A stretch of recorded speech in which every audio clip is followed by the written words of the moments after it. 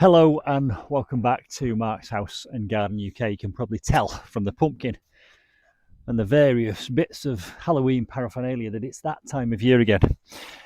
When I say that time of year, I mean it's the time of year when I start to think about winter protection for my garden and some of the plants in my garden.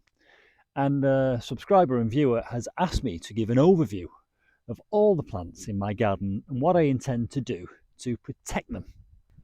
Now, I have already made some individual videos on specific plants, for example, tree ferns, red bananas, green bananas, on how I protect those plants for the winter. So I will link all those videos in the description box below this one, so that as I mention and refer to plants, if you've got that plant, you can look in the description box below this one and get a link to the full video on how I protect those plants. We'll start off here at the front of the cottage in the parterre, then we'll go to my arid gravel bed, then we'll go to the exotic tropical garden, and in doing so we'll visit a lot of the plants which will need some kind of winter protection, because not all the plants in my garden are hardy. I'll also talk about some of the ones that are hardy and kind of bomb-proof and bulletproof through the UK winter.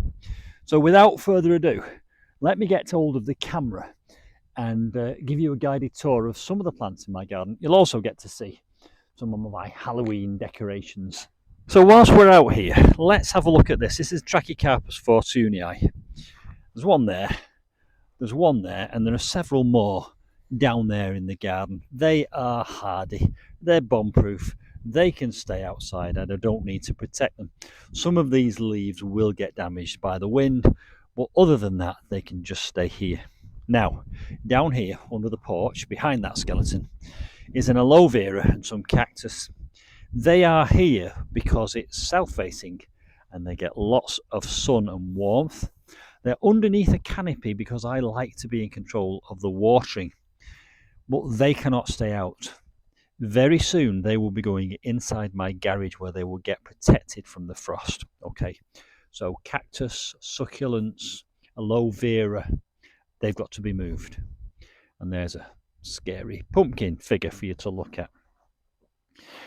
Now these are hydrangea annabellum. I had a great year with these this year. This is the last time they're going to be kept in tubs. These three are being planted in the ground over there. In the very near future, I'll try and get them in whilst there's still some warmth in the ground.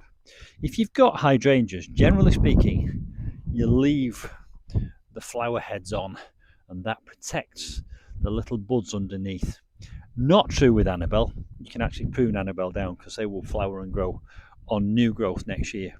But if you've got a standard hydrangea, leave those on. These are agapanthus. Agapanthus come in two forms. There's a hardy form and a kind of a non-hardy form. I've got both, but despite the fact that I've got both, they're all going to be put inside because last year I had an absolute disaster and I had to replace them all. So they're all going into a cool, frost-free environment and I'll almost let them dry out. So there's agapanthus. Now, let's move along to my arid gravel garden here. So this is the arid gravel bed, looking at it from the opposite direction. And I'll just go and visit a few of these plants and talk about how I intend to protect them. So let's start off with the agave.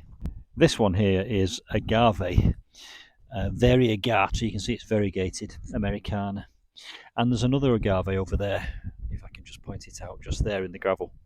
These can stay outside. They are hardy for the cold, but they do not want to be wet. And you can see here that water is gathering at the base of that leaf. Now, my understanding is that if it freezes or if it gets very cold, will kill this plant. So what I'm going to do with the agaves is I'm going to leave them outside. I'm going to leave them in the ground, but I'm going to construct some kind of cloche which will keep the rain off them. So that will be done in the very near future. I've got some timber and some polyurethane sheets, so I'm going to create some kind of roof that keeps the water off. They can cope with the cold, they cannot cope with cold and wet. Now I've changed positions because the wind is now behind me and I don't want the wind noise on the microphone. There's that agave we've just been talking about. Now this is an aeonium. It's a black tree aeonium. Interesting, this is it's no longer black. Look at the size of that leaf. Must be about 10 inches across.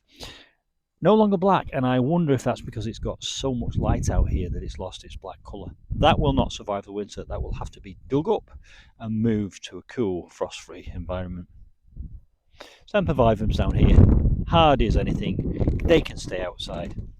Now here we've got aloe striatula. Now these are like tree aloes, and they are indeed hardy. Look at this, interesting. These have both got pups. They both had babies.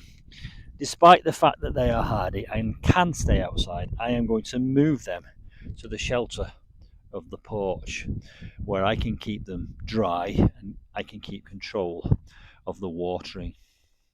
Cycas revoluta here, look at this. The sago palm. This is not hardy. I've got two. There's one here and there's one over here. Look at this. This is a darker green than that one. And I wonder what's going on there. But anyway, they're not hardy. Again, they will be moved inside the garage block where they can be kept warm, above freezing, and dry. So that's those two. That one there, by the way, looks as if it's in the ground, but it's actually in a pot which is buried under the gravel. Let me just expose it if I can. Down here underneath here. You can see the edge of the pot there. So that will just be lifted out. These three little plants here are Semper aloe. So it's another succulent, another form of aloe. And these had lovely red flowers. You can just see the remnants of the red flowers there.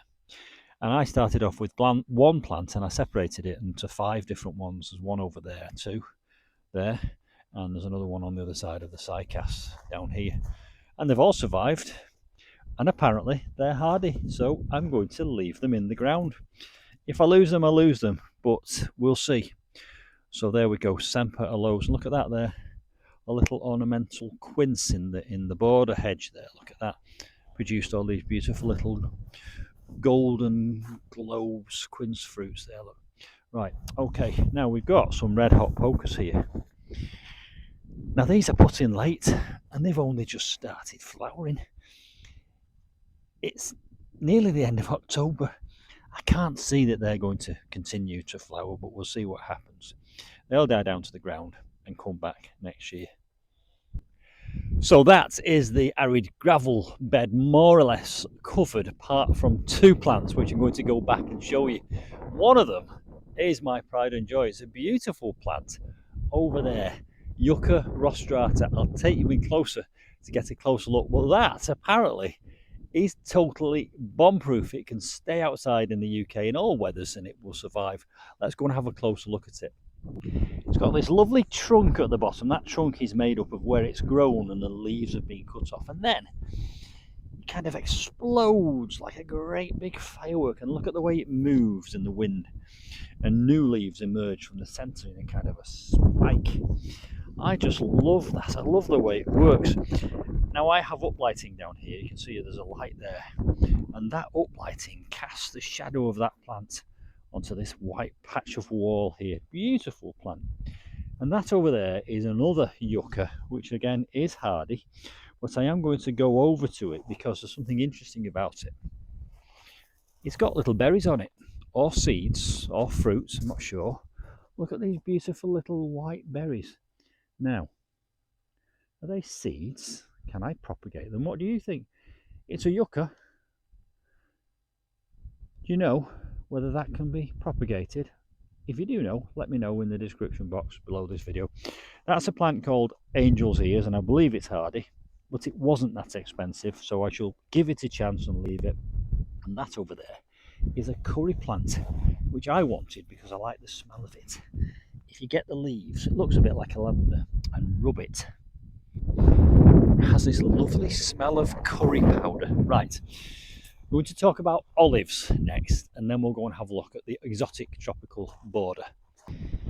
Now, if you've been following my channel, you'll know 2 things. You'll know that I'm converting my garage, which is why there's a big pile of earth, into an annex. And you'll also know that I bought 3 of these olive trees this year. I bought them from Costco and they were a real bargain. I wouldn't normally splash out, but I got all 3 for the price of 1. Are they hardy? Yes, they are hardy. These trees can survive for hundreds of years in all kinds of conditions. However, because they're so valuable, I might consider putting some horticultural fleece over that one, because that one is exposed to the weather. These two are actually quite sheltered by that hedge there from the wind and the weather conditions. Look at the skeleton hanging from the tree there. Again, this one is slightly more sheltered. I think they'll do okay. I think they're quite hardy.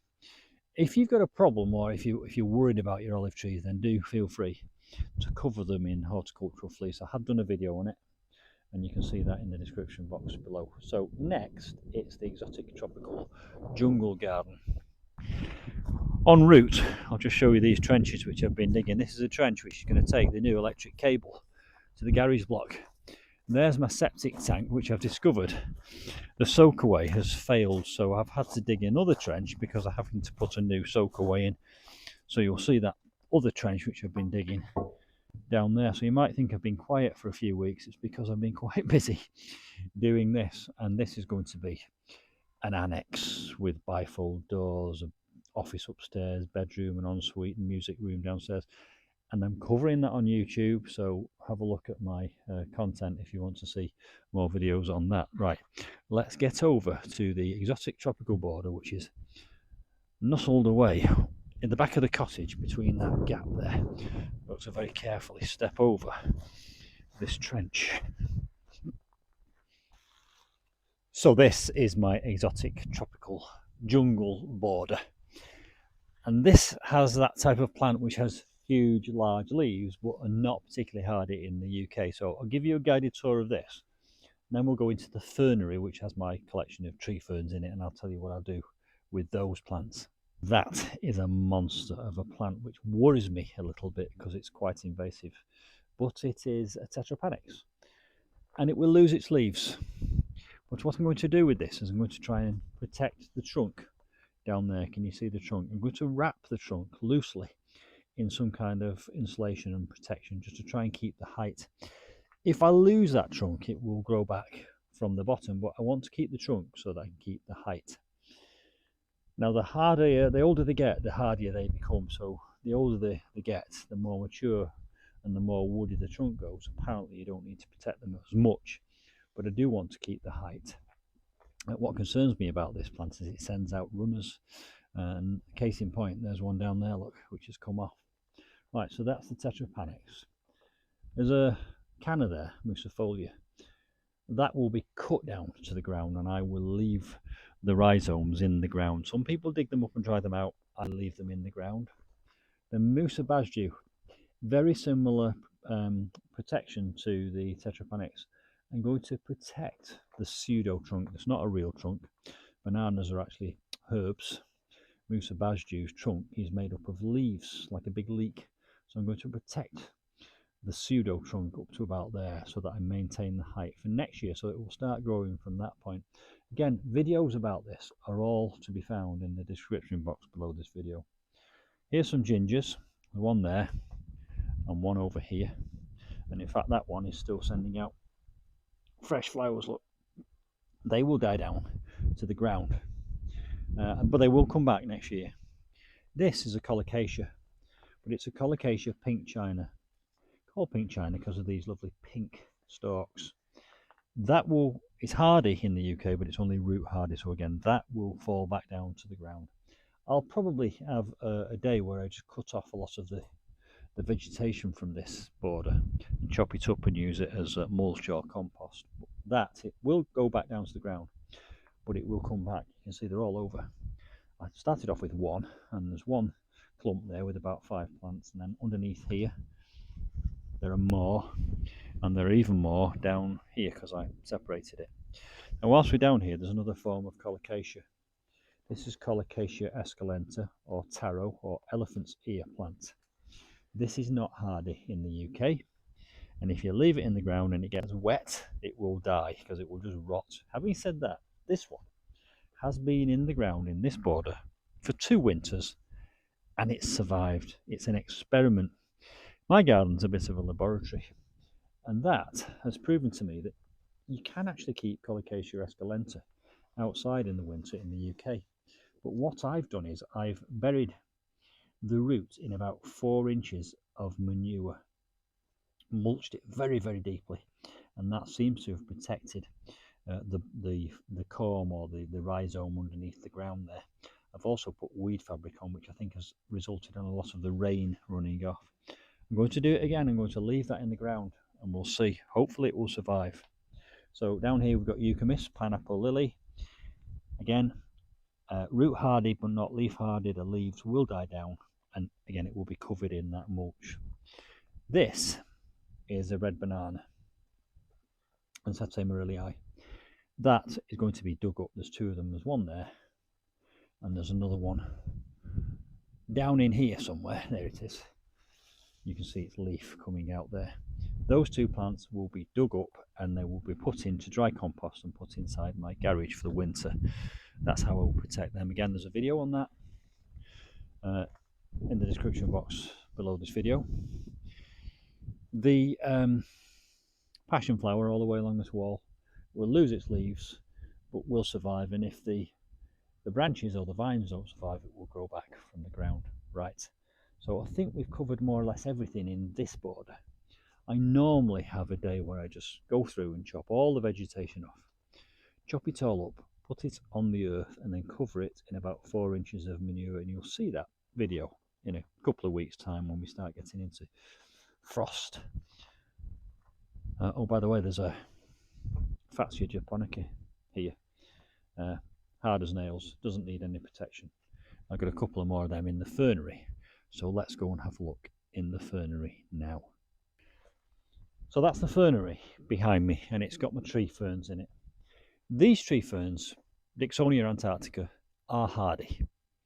They're supposed to be able to survive down to -10, but because they are so valuable and so expensive to replace, I always protect mine.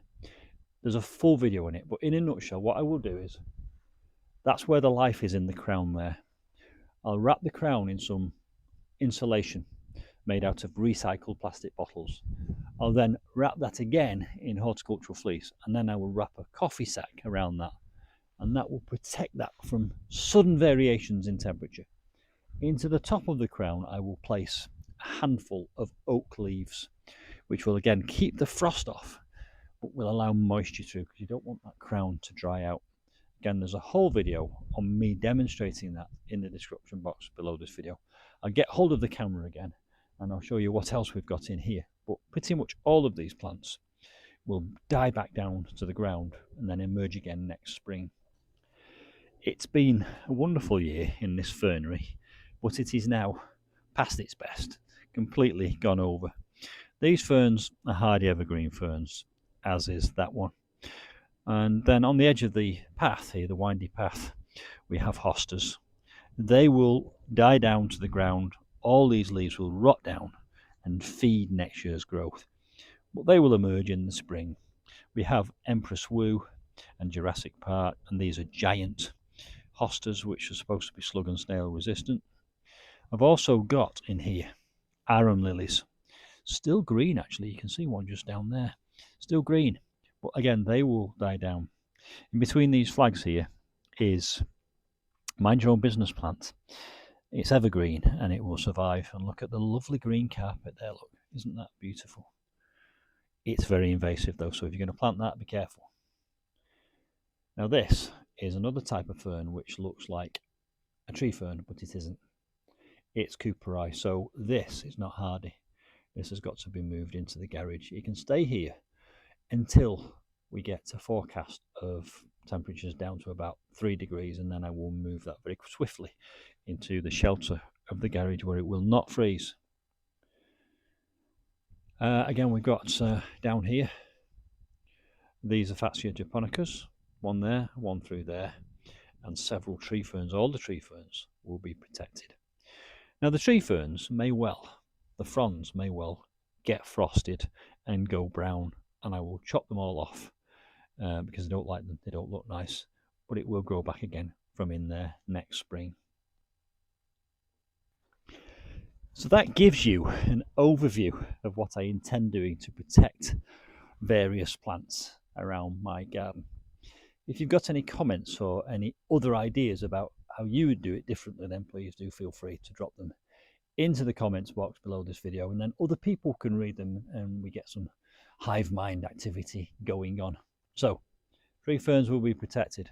Most of the exotic tropical jungle garden will be cut down to the ground, but in some cases I'll protect trunks to maintain height, and in the gravel border I will put something over my agaves to stop them staying wet, and then the cactus and some of the succulents will be moved into the garage where they will be safe, and that will also include my agapanthus, because one year I lost them all because they all got too cold. Hope that's been interesting and useful. And again, if you want to see a video about winter protection in more detail, they're all linked in the description box below this one. See you soon for some more house and garden adventures. Bye for now.